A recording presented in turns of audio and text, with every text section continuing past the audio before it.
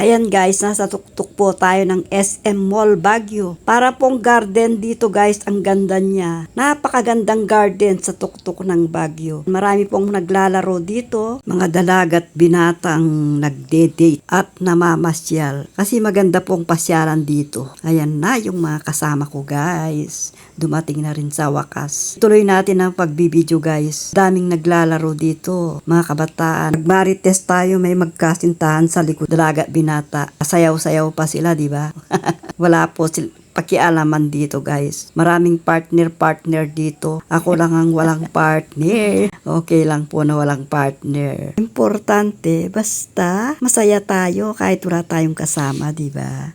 At nag-enjoy ako. Saan kailangan mong mapag-isa para magawa mo yung gusto mo. Nasanay na ako guys. Dito tayo sa kabila. Palipat-lipat po ako dito guys sa lugar. Para naman masulit ko yung ambience kasi ang ganda. Dito naman sa banda rito guys, ayan, malamig na, mga alas 6 na ng gabi. Napaka-ambon ng kalangitan, oh. Makikita ninyo yung mga building doon sa likod ko. Ganyan kataas ang pinuntahan namin sa SM Baguio. Ang ganda po dito guys, nagmistulang garden ang rooftop ng SM Mall Baguio.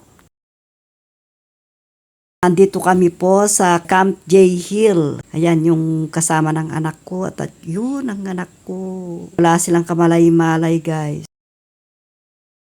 Dito naman po kami nag-rent ng Igorot dress. Ayan, sumasayaw po siya. Kagaya kong mga senior na po ang mga yan guys.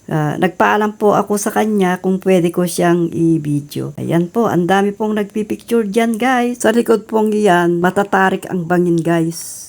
Napakataas na bundok ang pinuntahan namin.